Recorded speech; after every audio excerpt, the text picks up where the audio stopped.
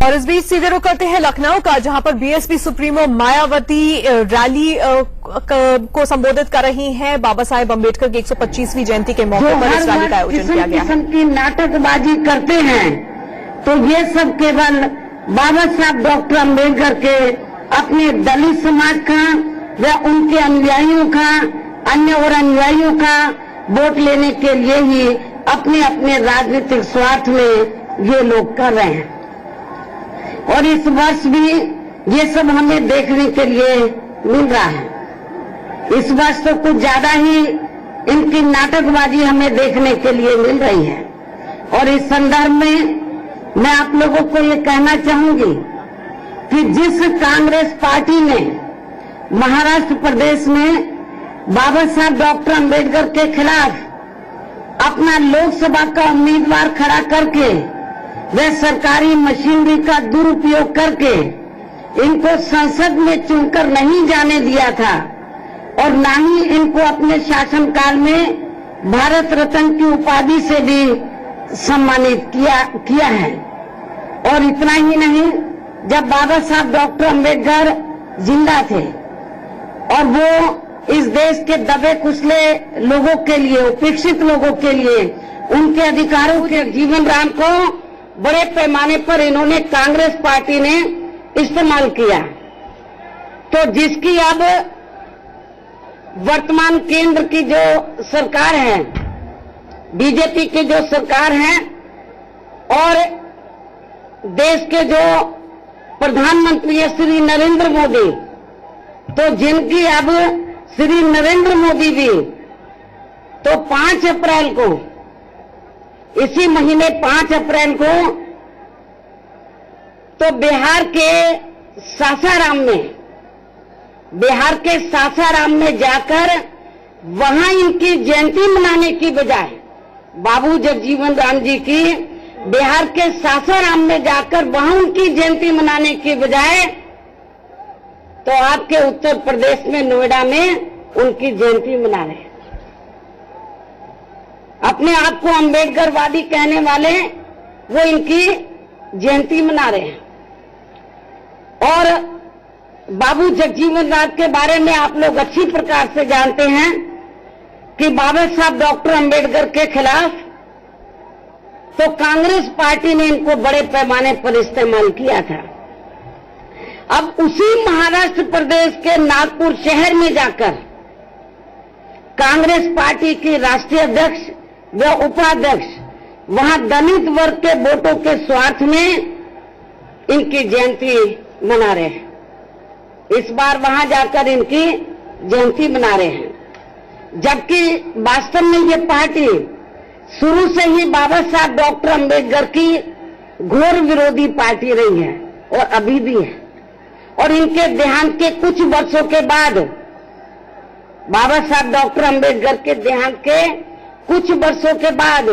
जब बीएसपी ने इनकी मूवमेंट को आगे बढ़ाना शुरू किया, तो तब इस पार्टी ने सबसे ज्यादा बीएसपी का ही विरोध किया है। और इसके साथ ही इन्होंने मान्यवर श्री कांशीराम जी को भी सीआईए का एजेंट तक बताकर इनकी छवि को भी धूमिल करने की पूरी कोशिश की है। और जब मुझे सन 2003 में राजनीतिक षड्यंत्र के तहत सीबीआई के जरिए ताज प्रकरण केस की आड़ में आय से अधिक प्रकरण के मामले में फर्जी फंसाया गया, तो तब उसके बाद फिर सन 2004 में केंद्र में कांग्रेस पार्टी की बनी सरकार ने मेरे इस मामले को जानबूझकर कई वर्षों तक इसको लटका के रखा था। सीबीआई के जरिए इसको जानबूझकर कई वर्षों तक कांग्रेस पार्टी ने अपनी हुकूमत के दौरान लटका कर रखा था। तब फिर मुझे मजबूरी में न्याय के लिए माननीय सुप्रीम कोर्ट में जाना पड़ा और हमें वहां न्याय भी मिला। लेकिन फिर भी कांग्रेस पार्टी चुप नहीं बैठी और इसके बाद इस पार्टी ने एक षड्यंत्र के तहत अपनी पार्टी के ही एक दलित कार्यकर्ता कमलेश वर्मा को, जिसे इन्होंने मध्य प्रदेश से लोकसभा का चुनाव भी लड़ाया है, जो वह चुनाव हार गया था, और इससे पहले भी कांग्रेस पार्टी ने उत्तर प्रदेश से इनको चरखारी रिजर्व विधानसभा की सीट से चुनाव लड़ाया था, जिसमें ये व्यक्ति बीएसपी के उम्मीदवार से बुरी तरह से चुनाव हार गया था। तो फिर इसी दलित वर्ग के व्यक्ति के माध्यम से कांग्रेस पार्टी ने हमारे इस जीते हुए केस की फिर से सुनवाई करने के लिए एक याचिका दाखिल करवा दी है, जिसे कल माननीय सुप्रीम कोर्ट ने आगे सुनवाई के लिए लगा दिया है। लेकिन इस घटनाक्रम से अब आप लोगों को ये मानकर चलना चाहिए कि बीएसपी की आगे बढ़ रही मूवमेंट को कभी बीजेपी तो कभी कांग्रेस पार्टी तो कभी अन्य और पार्टी भी किस्म किस्म के हथकंडे इस्तेमाल करके इसे रोकने की पूरी कोशिश करेंगी। और इसके लिए खास तौर से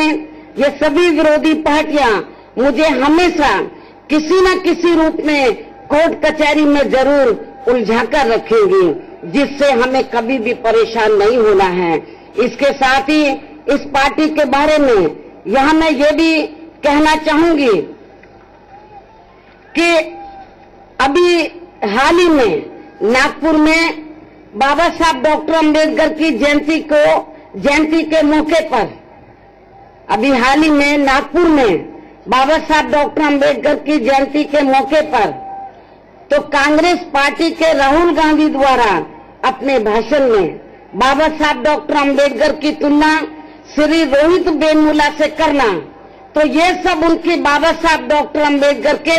महान व्यक्तित्व के बारे में सही जानकारी ना होने को ही दर्शाता है। जबकि सही मायने में इनको बाबा साहब डॉक्टर अंबेडकर की तुलना साउथ अफ्रीका के श्री नेल्सन मंडेला से और यहाँ अपने देश में मान्यवर श्री कांशीराम जी से करनी चाहिए थी, जिन्होंने इनकी मूवमेंट को आगे बढ़ाने के लिए अपनी पूरी जिंदगी समर्पित की है। तो ये ज्यादा बेहतर होता, इसलिए इनका ये बयान ऐसे ही माना जाएगा। इसलिए श्री राहुल गांधी का ये बयान ऐसे ही माने जाएगा जैसे गांधी व नेहरू की तुलना राहुल गांधी से करना। इसके साथ ही यहां मैं ये भी कहना चाहूंगी कि श्री रोहित वेमुला अंबेडकरवादी जरूर थे, इसके लिए मैं उनकी दिल से इज्जत करती हूं, लेकिन इनको बाबा साहब डॉक्टर अंबेडकर की इस बात पर भी जरूर ध्यान देना चाहिए था कि उनके सामने खासकर यानी कि बाबा साहब डॉक्टर अंबेडकर के सामने खासकर कांग्रेस पार्टी व जातिवादी लोगों ने काफी रुकावटें व चुनौतियां आदि पैदा की थी और उन्हें कदम कदम पर काफी परेशान भी किया गया था, जिसकी वजह से उनको केंद्र में अपने कानूनी मंत्री पद से भी इस्तीफा देना पड़ा था। लेकिन ऐसे हालातों में भी उन्होंने अपने सपने में भी कभी भी अपनी आत्महत्या करने के बारे में नहीं सोचा था। इसलिए आज मैं बाबा साहब डॉक्टर अंबेडकर की जयंती के मौके पर देश के विशेषकर दलित व अन्य पिछड़े वर्ग के छात्रों एवं नौजवानों से ये कहना चाहूंगी कि वे बाबा साहब डॉक्टर अंबेडकर के जीवन संघर्ष से प्रेरणा लेकर यहाँ अपने विरोधियों का डटकर मुकाबला करें, न कि अपनी आत्महत्या करने की बात अपने दिल व दिमाग में लाएं, वरना हमारे विरोधी लोग अपने मकसद में जरूर कामयाब हो जाएंगे। इस प्रकार से कांग्रेस पार्टी दलित वोट बैंक के स्वार्थ में ये सब नाटकबाजी कर रही है। आप लोग साइलेंट रहे, नारे ना लगाएं। इसके साथ ही आप लोग सभी साइलेंट रहें, नारे ना लगाएं, मेरी बात को ध्यानपूर्वक सुने। इसके साथ ही देश के दलितों को जानवरों की संज्ञा देकर उन्हें अपमानित करने वाली व उनका हर स्तर पर उत्पीड़न करने वाली तथा इनके विशेषकर आरक्षण व अन्य और सभी सुविधाओं को खत्म करने के खास मकसद से आए दिन यहाँ संविधान में आरक्षण की समीक्षा करने पर जोर देने वाली भारतीय जनता पार्टी व इनकी केंद्र की सरकार भी इन्हीं दलित वर्ग के वोटों के स्वार्थ में ही इस बार बाबा साहब डॉक्टर अंबेडकर की 125वीं जयंती को मनाने के लिए कुछ ज्यादा ही नाटकबाजी कर रही है। और इसी नाटकबाजी के तहत ही बीजेपी व इनकी केंद्र की सरकार ने अभी हाल ही में बाबा साहब डॉक्टर अंबेडकर के जीवन से जुड़े 2-3 स्थानों पर छोटे मोटे स्मारक व संग्रहालय आदि बनाने की भी जो घोषणा की है, तो उन सबको मिलाकर फिर भी यहाँ लखनऊ में स्थित डॉक्टर अंबेडकर स्मारक ही अकेला काफी ज्यादा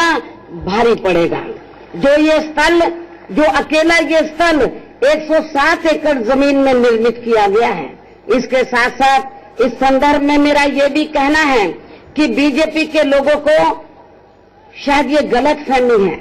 कि बाबा साहब डॉक्टर अंबेडकर के जीवन से जुड़े कुछ स्थानों को स्मारक व संग्रहालय आदि में परिवर्तित करने से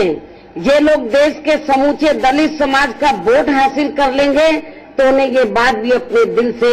जरूर निकाल देनी चाहिए। अर्थात इस भारतीय कुछ स्थानों को स्मारक व संग्रहालय आदि में परिवर्तित करने से ये लोग देश के समूचे दलित समाज का वोट हासिल कर लेंगे, तो उन्हें ये बात भी अपने दिल से जरूर निकाल देनी चाहिए। अर्थात इस भारतीय जनता पार्टी को देश के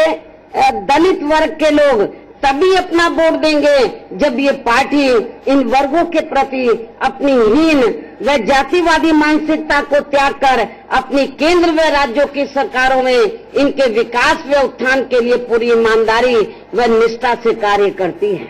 इसके साथ ही इन वर्गों के साथ हर स्तर पर आए दिन हो रहे उत्पीड़न को भी रोकती है, जो हमें इस पार्टी की केंद्र व राज्यों की सरकारों में होता हुआ नजर नहीं आ रहा है। और इस मामले में लगभग यही स्थिति हमें अन्य विरोधी पार्टियों की सरकारों में भी देखने के लिए मिल रही है। इसलिए ऐसी स्थिति में बीजेपी की चल रही ये नाटकबाजी भी इनके कोई खास काम आने वाली नहीं है। और इतना ही नहीं, बल्कि खासकर यहाँ उत्तर प्रदेश में विधानसभा के आम चुनाव होने से कुछ महीने पहले अब इन्हीं वर्गों के वोटों को लेने के स्वार्थ में ही केंद्र की वर्तमान भाजपा सरकार व प्रधानमंत्री श्री नरेंद्र मोदी भी खुद यहां आकर इनके लिए आए दिन किस्म किस्म की नई नई योजनाएं भी घोषित कर रहे हैं, जबकि वास्तव में इन्होंने अपने लगभग 2 वर्षों के शासनकाल में इन वर्गों के हितों के लिए अब तक कोई भी विशेष व ठोस कदम नहीं उठाए हैं। अर्थात इन वर्गों के मामले में ये पार्टी भी अधिकांश अब यहाँ कांग्रेस पार्टी के ही पक्षों पर चलती हुई हमें नजर आ रही है। लेकिन इसके साथ साथ यहाँ मैं ये भी कहना चाहूंगी, अभी हाल ही में बीजेपी के राष्ट्रीय नेतृत्व ने इलाहाबाद के जिस केशव मौर्य को यूपी बीजेपी का नया प्रदेश अध्यक्ष बनाया है, तो उसका यहाँ कई गंभीर मामलों में आपराधिक व सांप्रदायिक रिकॉर्ड रहा है, ऐसा मुझे खबरें मिली हैं। इसके साथ ही वह जाति से ओबीसी का जरूर है, लेकिन वह शुरू से ही एक ऐसी पार्टी अर्थात बीजेपी व आरएसएस संगठन से जुड़ा है जो घोर जातिवादी व सांप्रदायिक भी है, और जिनकी केंद्र व राज्यों की सरकारों में खासकर देश के दलितों, आदिवासियों, अति पिछड़ों, मुस्लिम एवं अन्य धार्मिक अल्पसंख्यक समाज के लोगों का कतई भी उद्धार व भला नहीं हो सकता है, और न ही इनको सम्मानजनक जिंदगी व्यतीत करने का मौका मिल सकता है। इसलिए भारतीय जनता पार्टी व इनका आरएसएस संगठन चाहे दलित व पिछड़े वर्ग के व्यक्ति को देश का प्रधानमंत्री व किसी भी प्रदेश का मुख्यमंत्री भी क्यों न बना दे, तो भी वे अपने वर्गों के लोगों का भला नहीं कर सकता है। अर्थात वे बीजेपी व आरएसएस का बंधुआ मजदूर ही बनकर कार्य करेगा। और ये सब हमें प्रधानमंत्री श्री नरेंद्र मोदी के राज में देखने के लिए मिल रहा है, जो आए दिन अपने आप को ओबीसी कहते हुए भी थकते नहीं हैं, और जिन्होंने ओबीसी वर्गों के हितों के लिए अभी तक कुछ भी ठोस कार्य नहीं किए हैं। और इतना ही नहीं, बल्कि इन वर्गों की बात तो छोड़ो, वे अपने चाय बेचने वाले लोगों के लिए भी आज तक कुछ भी कार्य नहीं कर पा रहे हैं, फ्री में उनकी चाय जरूर पीते रहे हैं। इसके साथ ही देश के समूचे दलितों का अपमान करने वाले अपनी ही सरकार के एक मंत्री श्री बीके सिंह के खिलाफ भी वे अभी तक कुछ भी कार्रवाई नहीं कर पाए हैं। हालांकि यहाँ उत्तर प्रदेश में भी बीजेपी व आरएसएस ने पिछड़े वर्ग से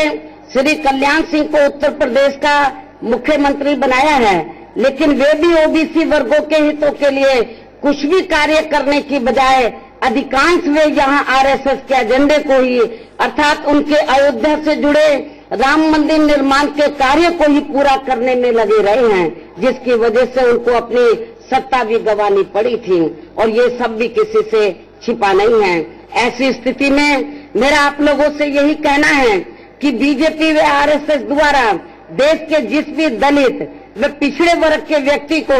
किसी भी राज्य का प्रदेश अध्यक्ष या मुख्यमंत्री क्यों ना बना दिया जाए और इसके साथ ही पार्टी का राष्ट्रीय अध्यक्ष व देश का प्रधानमंत्री भी क्यों ना बना दिया जाए, तो भी वह इन वर्गों के लिए केवल नाम का ही रहेगा, काम का नहीं होगा। इसलिए आप लोगों को इनके इस दलित व पिछड़े वर्ग के खेले जा रहे राजनीतिक कार्ड से भी जरूर सावधान रहना है। ऐसी स्थिति में अब हमारी पार्टी का ये कहना बिल्कुल भी गलत नहीं होगा कि देश में बीजेपी व श्री नरेंद्र मोदी की सरकार का इस समय खासकर डॉक्टर अंबेडकर व दलितों के प्रति इनका चल रहा ये प्रेम उस पुरानी कहावत की तरह है जैसे 100 चूहे खाकर बिल्ली हंस को चली हो। संक्षेप में अब मेरा यही कहना है कि देश में कांग्रेस, बीजेपी व अन्य विरोधी पार्टियां बाबा साहब डॉक्टर अंबेडकर की जयंती इनको व इनके कार्यों को दिल से आदर सम्मान देने के लिए नहीं मनाती हैं, बल्कि इनके दलित समाज का वोट लेने के स्वार्थ में ही अधिकांश ये पार्टियां इनकी जयंती मनाती हैं। और ये सब इन सभी विरोधी पार्टियों को अब मजबूरी में इसलिए भी करना पड़ा है क्योंकि इन्होंने अर्थात कांग्रेस पार्टी व बीजेपी एंड कंपनी के लोगों ने